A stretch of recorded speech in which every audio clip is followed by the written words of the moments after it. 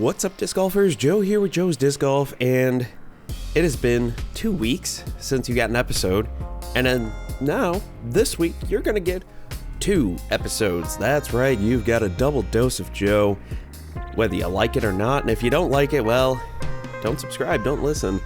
But I thank you for subscribing, listening, viewing, doing all the wonderful things that you do, dear listener/viewer. And I'm talking about you, Steve. You're a great guy. Anyway, what are we going to talk about today? Well, we're going to do last week's show right now, this week, talking about Green Mountain Championship.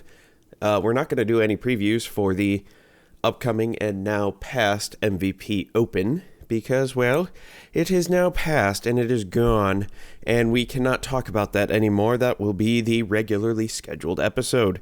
So let's jump into it with our sponsor, Log. What rolls downstairs alone or in pairs rolls over your neighbor's dog? What's great for a snack and it fits on your back? It's Log, Log, Log. It's big, it's heavy, it's wood. It's Log from Blammo. Now, you all may wonder why there hasn't been an episode for 2 weeks. Well, the week before, it was just a very difficult week. And as I was getting ready for this last episode here, I was getting things ready and I'm going, all right, this is awesome. This is great. Why is the carpet soaking wet? Ah, crap. Did the cat pee down here or something? Did I find it? No, the cat has not been down in the basement. Why is there water dripping from that light fixture in my basement? That was awesome. But, yeah. So there's that. We had an issue with our main floor toilet overflowing and nobody letting me know. So that led to water accumulating on the ground, which, you know, gravity is a wonderful thing. And it pulled that water down through the floor, through the ceiling. The drywall on the ceiling was wet. The water was all over the ground. The carpet was soaked. And I spent 2 days trying to get everything all cleaned up. But good news, we're all safe and sound and good to go. Fortunately, did not have any issues with the water coming down and landing on my computer or monitor, although it was within like 2 feet. Very terrifying. Very, very, very terrifying, because I'm pretty sure that water damage isn't covered by any of the warranties, and they're not going to believe me when I say, no, I didn't spill water on it, the toilet overflowed. The dog ate my homework. The dog ate my graphics card. Yes, the dog ate my graphics card. I don't have a dog. The cat ate the CPU. That sounds about right. That sounds about right. So, World Championship comments from Ricky Wysocki. Let's go ahead and take a listen here because, well, that's going to be fun to do. I think we should do this. Now, you may or may not have heard these comments. You probably have because they're about 2 weeks old now. But let's go ahead and we'll listen to what Ricky Wysocki had to say at the time of recording. This was when he was second in the point standings. How do you feel about this year's, it's the first time we're going through this format for the final portion of the season. How do you feel about that format? I'm excited. I think that our sport really needs that. I think that, you know, it's kind of weird that our sport, we have, 1 week out of the year, it determines a world champion. I think it should be more of a season-long thing. As an individual sport, I think that, having a semifinals, it's like a basketball series. You know, you don't just show up and play for the world championships like we do this year, like we do normally.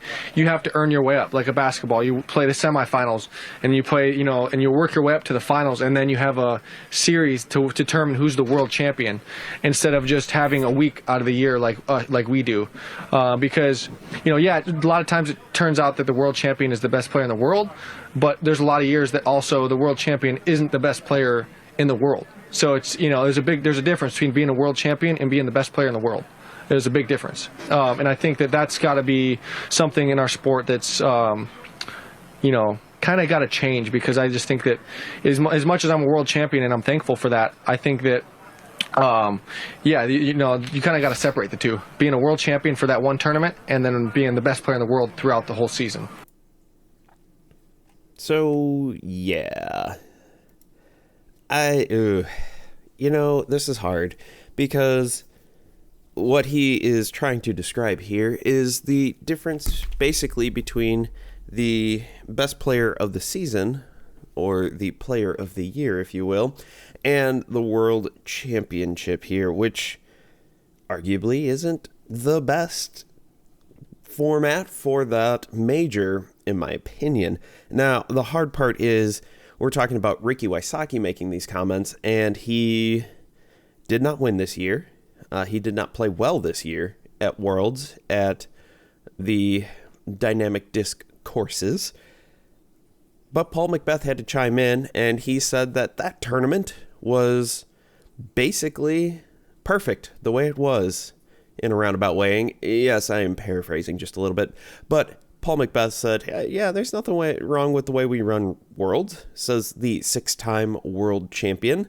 And the 2-time world champion says, I think we should change some things up here, just because.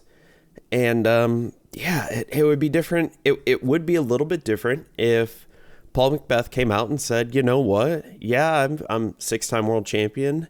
But I kind of agree with Ricky's sentiment. But he basically was like, yeah, F that. World champion. Duh. Best player. Duh. I'm awesome because I'm Paul McBeth. And the rest of you aren't awesome because you're not Paul McBeth. So, suck it. Again, paraphrasing just a little bit there. But,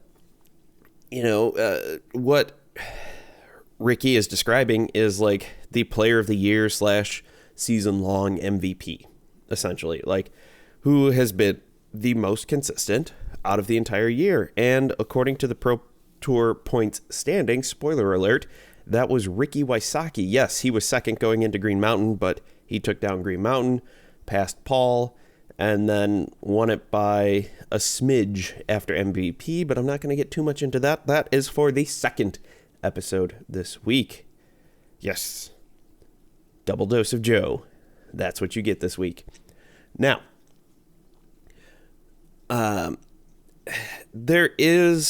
it wouldn't be bad to look at the Worlds format because, let's face it, when Worlds was originally created many moons ago, the World Championship Tournament was basically the only time that every good disc golfer in the country, around the world, would come together for a week and play, was it 7-8 rounds plus a final 9? I mean, it was brutal. 2 rounds a day and then the final 9. It was a very long, arduous task, but it was a great time. It was a lot of great people played, Will Schustrick, Barry Schultz, Ken Climo, all the greats played. But again, this was a different era in disc golf where it was incredibly rare for anyone to really go tour. They go out to these tournaments that would be relatively close wherever they could get in a weekend because there's no money in disc golf. And let's be real, there isn't a lot of money in disc golf as it is right now. But yeah, there's not much money in disc golf. There is more now. It is top heavy still, and it's getting a lot better. But now we're also having people, the best in the world, generally speaking. For the most part, there are still a handful of Europeans that don't come over as often. But for the most part, what used to be considered Worlds, where all the top disc golfers get together and play and battle it out, happens basically every single weekend now. I mean, even the front end of the season with the Silver Series are pretty packed with the top end. Now, hopefully that's going to change. We're going to be talking about an interview that Jeff Spring did with The Upshot. Great interview. Go ahead and listen to it. But with some changes in regards to how Silver Series and Tour Cards and all that fun jazz are going to pan out in the future here. But in my mind, we need to change Worlds a little bit. And I have some thoughts on this. This is how I would look at redesigning Worlds and in an effort to make it better. Now, this is just one man's ideas that have not been bounced off of anybody, but I find it to be a launching point, essentially.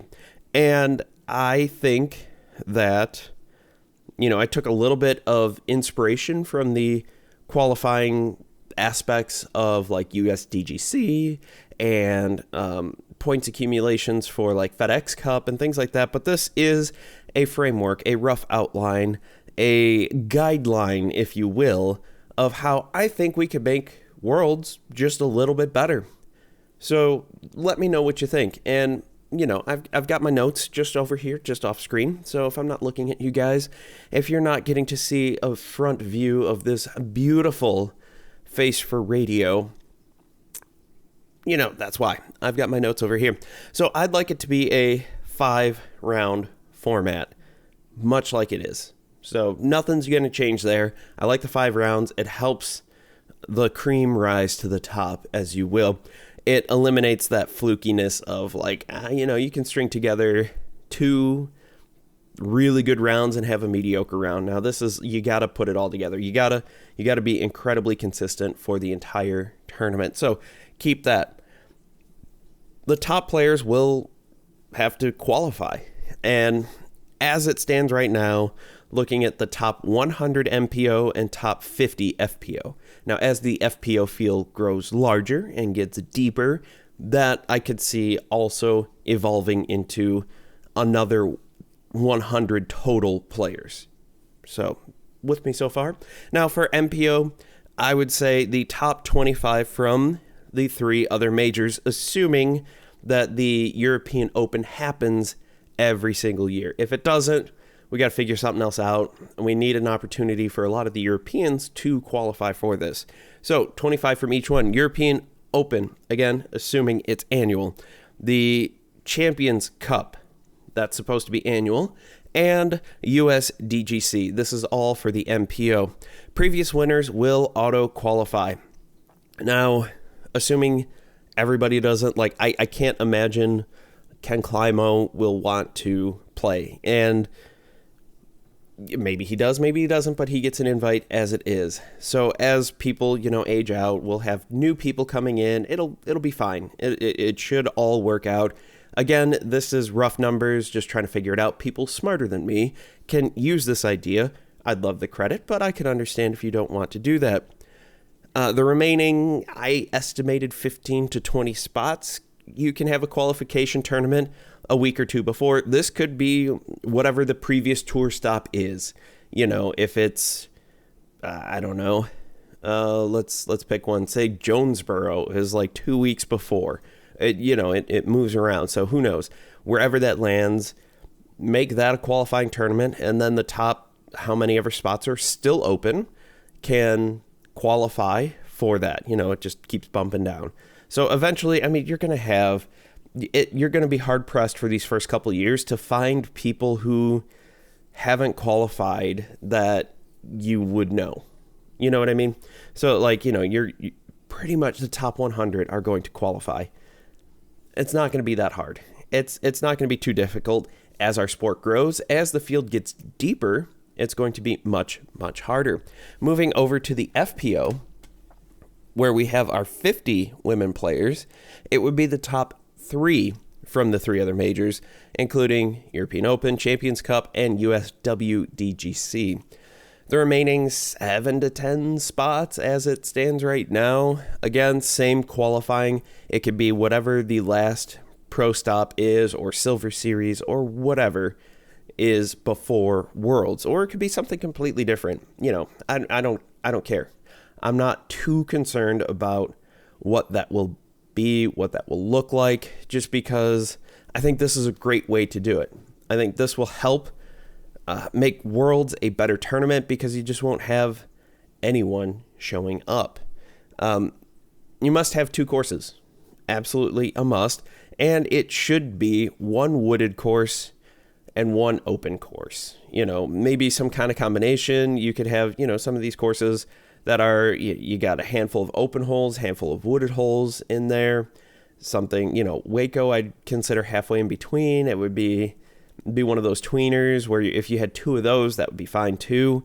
Something where you get some variety and you have a chance for you reduce your chances of luck, or reduce your chances of the course just being a bomber course, where it's just like, the reason that Drew Gibson won is because we played, every hole was 800 feet and it was wide open with no OB. No offense to Drew Gibson, huge bomber, huge bomber, not as great in the woods. Not saying he can't win, I'm just saying his game is focused on long, fairly accurate tee shots and distance shots, where someone like, say, Chris Dickerson, yeah, he can throw it pretty far, but his game is around shot shaping in the woods. So mixing those two together, you're going to find, hopefully, the best all-around disc golfer in the world. And another final thought for the Europeans, make it one of the tournaments there that is very well attended. If the U.S., like if European Open doesn't happen, whatever one of the top tournaments is over there, and go ahead and just do that. Make sure that they can all come over here. We're going to do cuts. There'll be a cut. There'll be 2 rounds of cuts. A cut after round 2, where the top 70 MPO and top 40 FPO advance. Most likely, this will be plenty of people being cut that Paul McBeth isn't going to get cut. Paige Pierce probably won't get cut. I mean, if she plays like she did at USWDGC, yeah, she probably wouldn't make the cut. But you get my point. So we'd have a cut. We'd play, the open course and the wooded course to help reduce, we don't want all the bombers to win and then advance into the wooded course. And then, it wouldn't be as pretty. There'd be another cut after round 4.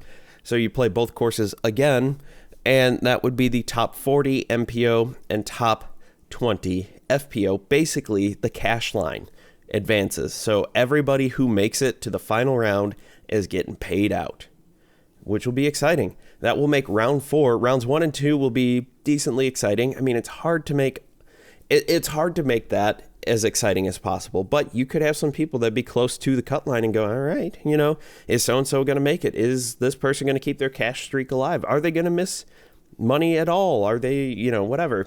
Round 4 is going to be crazy exciting because you're going to have a lot of people floating around that cut line, that cash line, that are going to have to go home, quote unquote, where you are going to be spectating. You're not going to be playing. You'll be caddying for a friend, a teammate, so to speak.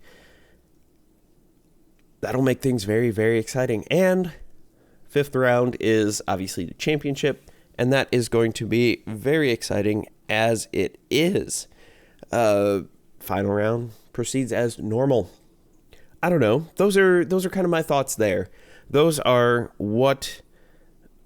some changes I think that could be beneficial to Worlds. A qualification process, a process that, involves cuts. I think that's always been exciting. I've been a fan of it since they've done it in a handful of tournaments so far this year, generally 4-round tournaments. I think we should also move to a 4-round tournament format, but that is, I get it, travel, logistics, it doesn't always happen that way.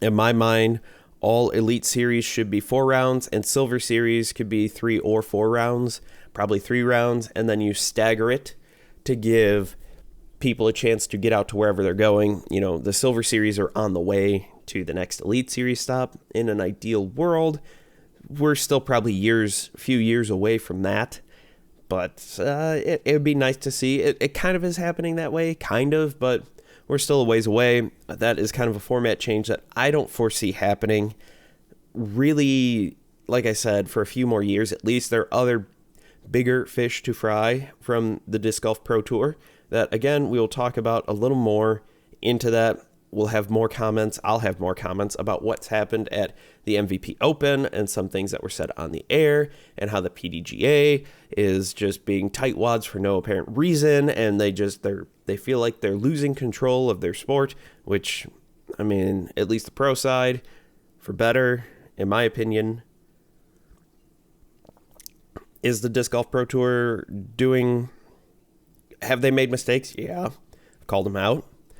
But I think they're doing a far better job than the PDGA. But that's partly because they are able to focus just on the pros, the touring pros, the top of the top, the creme de la creme. Yes. But I'm getting off track.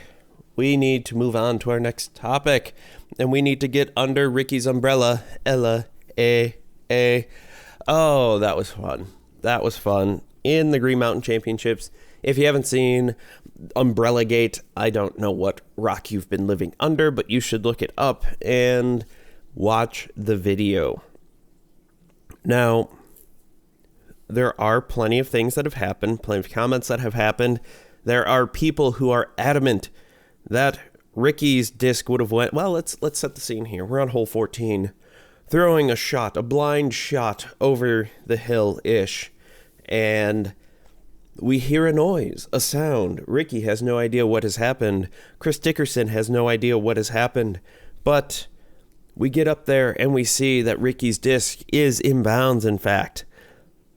And people are going, hey, dude, guess what? Do you see that umbrella there? You hit that umbrella and it kept you in bounds. You got to kick further into the fairway. We'll say it that way. We got to kick further into the fairway. And Ricky goes, all right, whatever. What had happened was somebody had left their umbrella laying on one of the stakes, and the umbrella was inbounds. It was one of the OB stakes. Left it inbounds. I mean, we all know it's a regular golf umbrella. It was closed, so pretty small target, pretty decently far shot. If, Ricky could hit that every single time, hit an umbrella or a target that size every single time from well over 300 feet away, I don't think we'd be having a conversation of who would be the best in the world, because if Ricky could place shots like that, he'd never lose. Ever. Ever, ever, ever. If you could be that accurate with a disc. But nobody is. And I don't think anybody will be. There are too many variables that can happen. Getting back on track here, because I have managed to get pretty far off track. If you watch the video, there are people who are adamant that Ricky's disc was going to go out of bounds. There are other people who are adamant that Ricky's disc was going to stay in bounds and it didn't matter. Honestly, watching that shot, watching the disc kind of hit the ground right before, I don't know. It is honestly a toss-up. The people who don't like Ricky, who want to see him lose, are going to say, yes, that was guaranteed going out. The people who want to see Ricky win are saying, no, it's staying in. It didn't matter. It really didn't matter. I'm sitting here going, I want to see the best disc golf possible. Ricky, I like Ricky, but I honestly can't say for sure one way or the other. It really seemed like a toss-up. The stake was right there. There's a decent chance he could have hit the stake and stayed in bounds. Would that be a different conversation we'd be having now, going, oh my God, he hit the OB stake, which is smaller than the umbrella. It was pretty darn close. He could have done that. He might not have. I don't know. He could have just stayed in. He could have got a straightforward skip.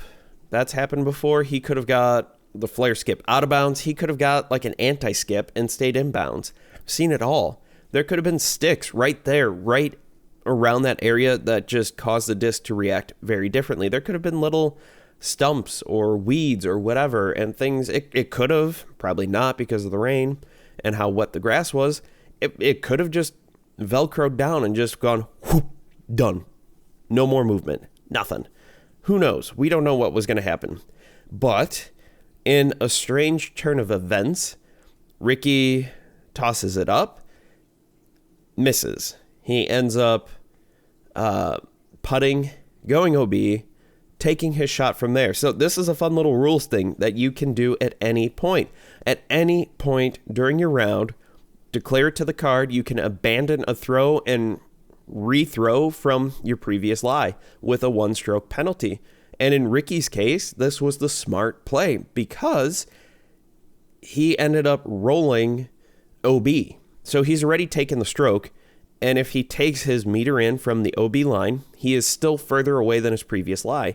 And I don't know about you guys, but when I'm practicing and when I'm really focusing and everything, I very rarely miss my second putt when I'm doing that, especially when I'm playing a more casual round. So somebody like Ricky, who hits a much, much higher circle one percentage than I could ever dream to hope in tournaments. It's one thing to go off on, pretty decent backyard putter, but when it comes down to the brass tacks, it does not go so well for yours truly. But again, a professional disc golfer, especially on the MPO side, especially at the top, Ricky's going to make it, and he does. He ends up taking a 5, and things get crazy from there. He ends up taking another one on 16. He ends up tied going into hole 17, where Dickerson did not go for it. Chris Dickerson did not go for this one, and Ricky ends up beating him on 18 because Dickerson had to go for it big on 18, and well, that did not go well for him. He ends up going OB twice, taking second place, and Ricky takes the win, bumps up into first into the MPO Disc Golf Pro Tour points standings. And he's already qualified for, it really did not matter. He's already qualified for the final event, and even if he didn't show up, he would still be in the bracket. He wouldn't even be in the play-in. He would still be fine. But he is on the march for the most consistent player out there in disc golf, and spoiler alert, he was, when it comes to the Disc Golf Pro Tour, he was by far the most consistent player. Moving over to the FPO from the Green Mountain Championship, we had Kristin Tattar, who was not leading after round 1. I know, heresy, burn the witches. She was actually trailing Henna Blumroos by 1 stroke, and it's okay. It's Kristin Tattar. She plays a very consistent, safe game where she is waiting for everybody else to screw up. And can't blame her, because look at Henna, look at Evelina's putting. Like, Evelina could be up there in the mix, and then she has to start making putts, and she is no longer in the mix. Look at Paige Pierce. She is birdie or bogey, or worse, where she'll go out and just, crush a drive and then hit first available, or just absolutely shank it. And you're just like, what are you doing? You're so good at disc golf. And then you're just, she plays grip it and rip it, where Kristin Tattar does not go full power all that often. I know she's having some issues with her backhand, with her elbow injury, which I'd still love to know more information about. But whatever is going on, she can't hurt it any worse, and she's doing pretty well. She ends up taking it down. She ends up beating Henna. Now, they're tied going into the final round. She ends up beating Henna by 7 strokes. So, yeah. Kristin's just playing mistake-free disc golf and saying, all right, dare y'all to do it too. And pretty much no one can. Not at all. As pointed out by other people, I do want to give credit to other podcasters and people in the media and people on social media. I was not the first person to say this or notice this, but she, like I said, she plays safe disc golf. And if you look at the state of FPO, you can do that. She does not have to get all that aggressive because everybody else is going to screw up. It's just the way the FPO field is at this moment in 2022. Now, 2023, 2024, maybe that'll change. Henna gets a little more consistency. Evelina finds a consistent putter and stops choking under the pressure. Great.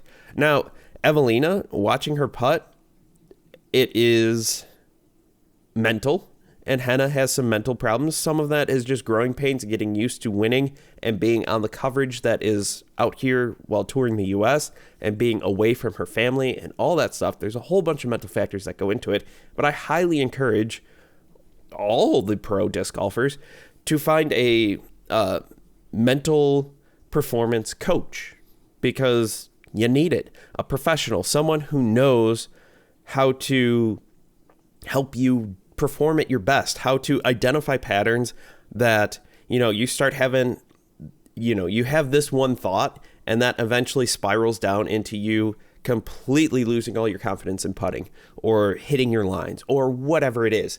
And if you can nip that in the bud right there, right as soon as it's said, no, I'm not going to think of that. I'm not thinking of that. Get out of here, thought. Get out of here. Then that's one. That's a great thing to have. So that's something you can look at. If you don't want to, if there's some stigma in your mind, everybody still says there's a stigma with how much media coverage and everything that's going on. I don't believe there's a stigma anymore. Besides, this is mental performance. This isn't necessarily going to see a psychologist, which again, there's nothing wrong with going to see a psychologist. Okay, off the soapbox, calm down. Whew, serenity now, hoochie mama. There are also 2 really good books that I could highly recommend. I think I've mentioned them here before. The Power of Positive Thinking by Norman Vincent Peale. It does have religious connotations to it. So if that's not your cup of tea, then you could also read the book, The Subtle Art of Not Giving a Frack. That's not actually the title, but I am censoring it here. F***K. I think you can figure it out. I have faith in all of you. You're smart people. But basically the same ideas, very, very similar. The thesis, I would say the same. The way they go about it is very different, clearly. But honestly, both books are a good read, and they're inexpensive on Amazon, iBooks, Kindle, wherever. Go to a bookstore, find them. They're around. Both of them, very good books. Both of them help you. Basically, I mean, it's for a better, healthier mental approach to life, but all of them can be, applied towards your mental game in disc golf or any sport, honestly. So those, again, The Subtle Art of Not Giving an F and The Power of Positive Thinking. Look them up. Great books. I've read them both several times now, working through it. So moving on, we have Scoggins. Scoggins. I mean, she's ranked 3rd in UDisc in the world. At the beginning of the year, if you would have said, put down $100 on Scoggins to be number 3 in the world by the end of the 2022 Disc Golf Pro Tour season, I would have been like, what are you talking about? What are you smoking? You should probably share that with some disc golfers, because whatever you're on, that's some good stuff. And yeah, no offense to Own, like she's playing MP40 and FP40. Sorry, mental block there. FP40 and playing FPO and being super competitive in FPO and winning, dominating FP40. I would not have thought that would have happened, but if you look at her game, she's incredibly accurate and her putting stats are top, absolute number 1 in FPO. If you look at it, she is the best FPO scrambler at 51%, which is a good and a bad stat. Because you're scrambling, if you have a low scrambling percentage, you're either really bad at it or you don't scramble often, and 1 or 2 bad scramble shots can absolutely destroy your average. So she doesn't find herself in the rough or off the fairway all that often, but over half the time she finds herself saving par at the very least. Sometimes she's got birdie looks. It's absolutely insane. She is the best Circle 1X putter in FPO at 83%. That puts her at a decent percentage in MPO. That puts her in the top, 40 or so, if I remember correctly off the top of my head. The best putters in MPO, excluding those who very rarely play, where if you have one good weekend or 2 good weekends, that your stats are through the roof, and whatever. I'm talking about the people who consistently tour, consistently play those Silver Series, play those Elite Series. She is up there. She's the best Circle 2 putter in FPO, at 32%, which is insane. Basically, 1 out of every 3 C2 attempts she makes. 1 out of 3, roughly. I mean, obviously, 33%. 1%, let's give it to her. 32%. That puts her tied for 11th in MPO. 11th.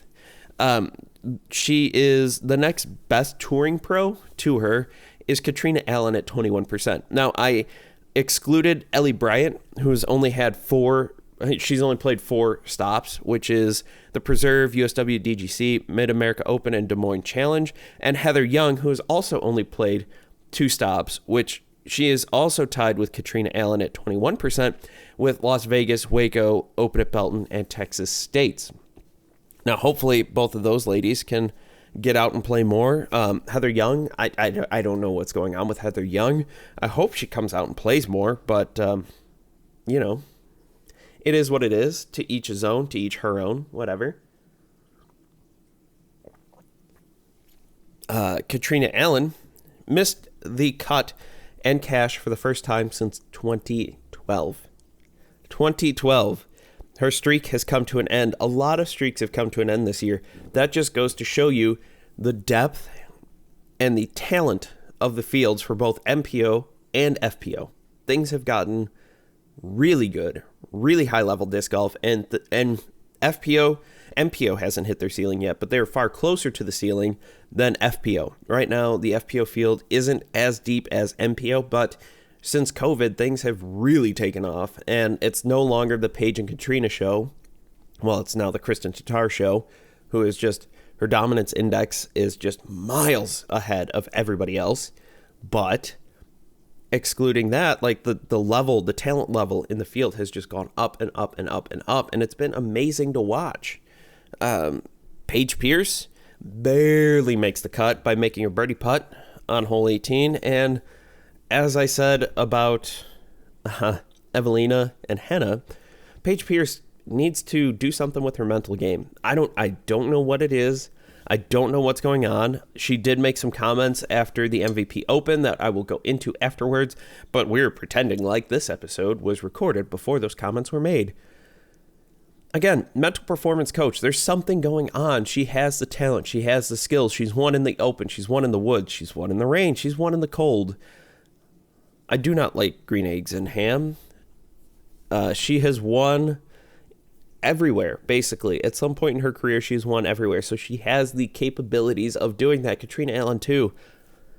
But I think Katrina Allen is working through something a little more physical with how things have been changing in her throws, in her drives, and all of that. I don't know what's going on.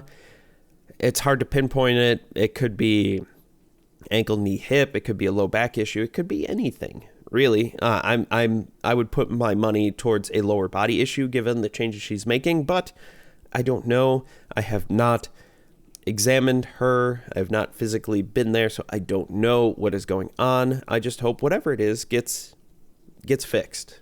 And hopefully now that the season is winding down, just has Throw Pink and the Disc Golf Pro Tour Championship, hopefully she can get things taken care of and get healthy and be the Katrina Allen that we know that she can be. And Paige Pierce can hopefully find a mental performance coach and get things going and doing whatever and just get there and just fix the game, fix the mental game.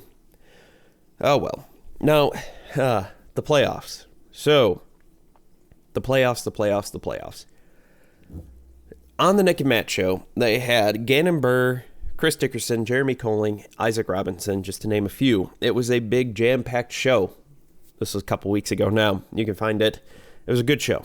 But the consensus there was, the question was asked, did this feel any different than an Elite Series? Did the playoffs make sense? Did the playoffs feel good?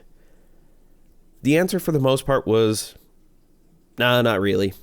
It didn't really feel like anything different than a regular Elite Series. For the most part, the commentators didn't really say anything about who may or may not have made the cut. They weren't playing out any scenarios of like, oh my God, did you see that so-and-so? If they don't move up 2 or 3 spots, they're not going to make the cut. They're not going to make it to MVP, and they're going to be out. And it's not going to happen. it was very lackluster. It just felt like a regular old tour stop. And to a certain extent, MVP felt a little bit better, but not much. I don't know if the playoffs is the right name for this, but we'll see as this goes along. Obviously, they had to make some concessions with GMC and MVP because there are a lot of pissed off people because they're like, I've been playing this tournament for blah, blah, blah, blah, blah years. And MVP to a certain extent is going to be like, yo, we just put a buttload of money, 10 million over 10 years, I believe it was.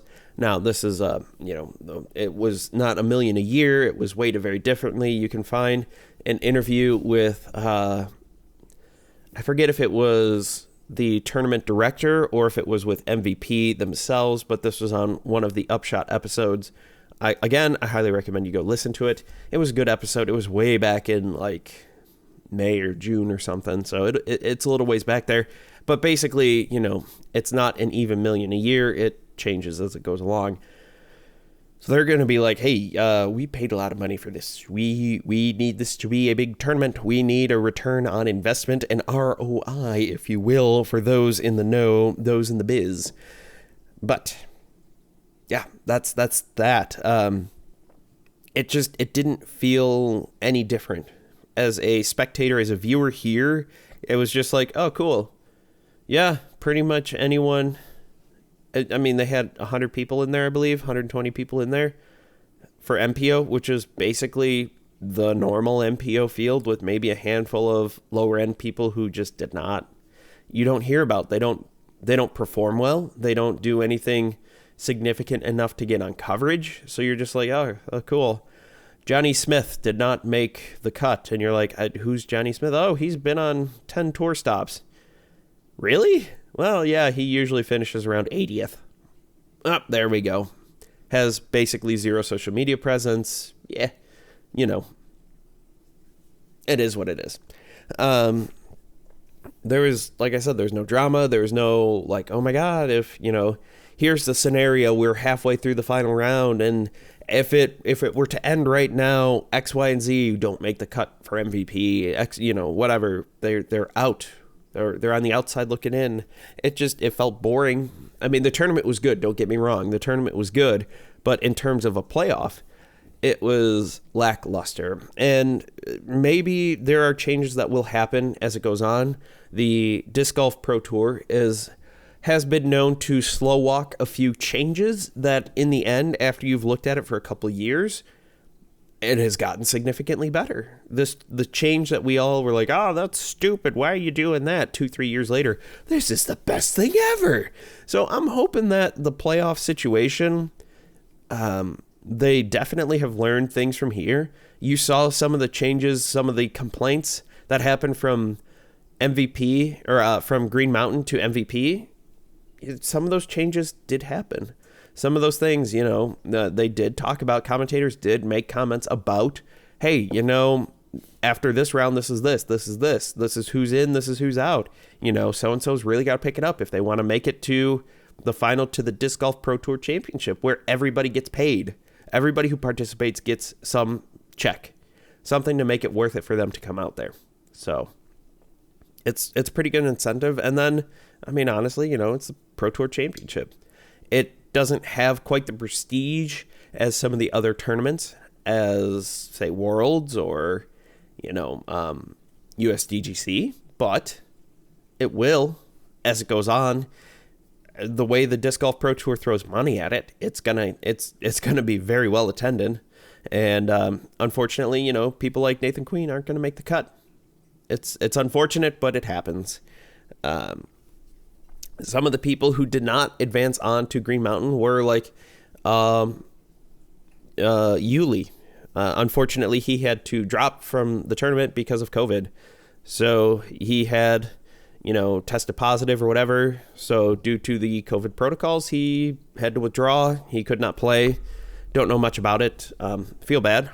Recovery. I hope he recovers. I hope he gets back, bounces back, and we hear his soothing voice, his beautiful, beautiful voice on the Joe Mez coverage, see him for the practice rounds and all that stuff, because the big sexy Barry commentary is some of the best out there. And when all three of those guys consistently have retired and step away from playing disc golf, I would love to see them commentating.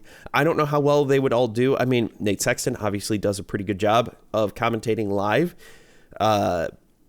Big Germ and Yuli could do a good job live. It is a very different ball game than post-produced commentary, but I could see them both thriving. I could see them both being excellent color commentators. I could see them both being an alternate audio stream that gets way more popular than the current audio stream. So those are those thoughts. It's a pretty good episode here, 46 minutes long. Let me know what you think down in the comments below. Thank you all for watching. You can find me on social media, on Twitter, on Instagram, on YouTube, where you are potentially watching this right now live. You can find this on wherever you get your audio podcast. If you don't want to watch this and sit at your computer for 45 minutes, you can sit in your car and listen to it on your drive. You can listen to it on a run. You could listen to it while you work out. You can listen to it if this is boring and you need to fall asleep. I don't know. It's all up to you. But if you've made it this far, I really appreciate you. Thank you, thank you, thank you. And as always, if you get a great tree kick or umbrella kick, you need to thank Treesus. And if you get kicked deeper into the woods, well, you have transgressed against Treesus and you need to repent and reflect, because that's what you need to do to get in the good graces of Treesus. Thank you all for watching. As always, I've been Joe, you've been awesome, and I can't wait to see you all in the next video.